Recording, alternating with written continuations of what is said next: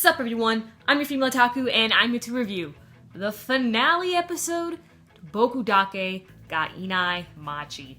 And it has been quite the journey for both manga readers and anime onlys. Now, if you're the type of person who comes over to my finale reviews to see whether or not you should watch or check out the anime, I'll give you my recommendation and a little bit of my overall thoughts for the first minute or two, and then I'll review the entirety of the finale episode for the rest of the video. If you're just here to hear my final thoughts on the episode as a whole, then skip to a little later. Now, I know what people are going to ask me is if they should read the manga first and then check out the anime. I'm going to say it depends. If you're not a big fan of reading manga, then you can just stick with the anime. Because honestly, it is still an enjoyable anime, okay? It's not the best thing, but it's still a lot of fun to watch. However, if you do like to read manga, then most definitely pick this up. The anime does have quite a bit of flaws, and you may get disappointed at some points. You may be like, oh my gosh, at other points, and at some point you're just gonna be like, what? So, it's a roller coaster of feelings and everything, but it's still kind of fun in the end to at least experience. Opening and ending, I love them both. Animation is very good as well, and there's one thing that I really gotta mention that you gotta pay attention for, okay? This anime is not a romance. Now, this has to be said because way too many people, for some reason, seem to think that this is a romance anime. No, this is not a romance anime. It's a psychological thriller. It's not a romance. For those of you who have not seen the anime just yet, you'll understand what I mean. But when you see some romantic vibes, don't focus on that. Don't pay attention to it, because otherwise you're gonna miss the story entirely. And that'll ruin the experience for you in the end. Trust me, it's happened to way too many people who keep on focusing on the supposedly romance part of the anime. When it's not. There's no romance, there is no romance. Just don't think about it, please. Overall, my rating for Bokudake ga Inai Machi, the anime is I'm gonna give it an 8. I'm gonna give it an 8 out of 10. Not as good as the manga, but still fun nonetheless. Okay everyone, now if you are here just to hear my thoughts on the finale episode, here it is. It's terrible, the manga's better! Okay, no, JK guys, okay, JK. Honestly, even though as a manga reader, I had no idea what was gonna happen with this episode, it was still fun.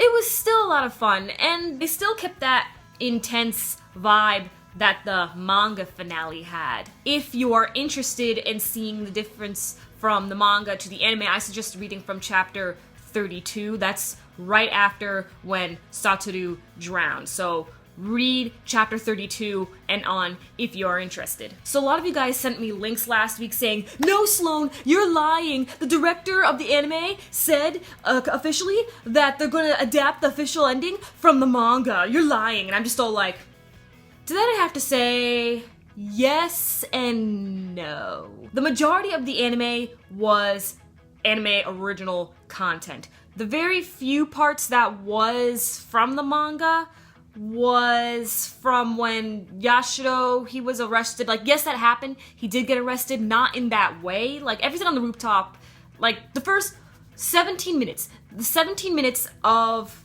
the episode was anime original. And then the last couple of minutes, they were kind of stretched on. They kind of elaborated more. Yes, Satoru did become a mangaka. Yes, his manga is getting an anime. Yes, Airi did meet him at the end there. Those few bits were from the manga, but that's really it.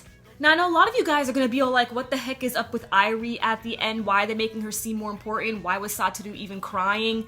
Here's the reason why. You see, Airi had way more significance, way more importance in the manga. She had much more screen time in the manga, and like I said, she had much more of a purpose. So that there, of course, it didn't really seem to fit since Airi's big part in the anime was in the middle. I believe it was episode 6 when Satoru came back and failed the first time. So seeing Satoru and Yashiro Sensei on the roof was really interesting, since of course I had no idea what was going to happen.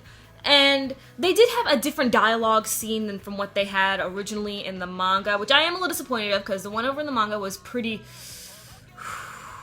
epic. What kind of disappointed me, to be honest, was, and I'm sure a lot of you guys are gonna be like this too, you anime onlys, is that Yashiro Sensei had this obsession with Satoru, and it made it seem really creepy and uncomfortable, especially like when you saw flashbacks. Like Yashiro Sensei came in on Satoru when he was in a coma and took care of him.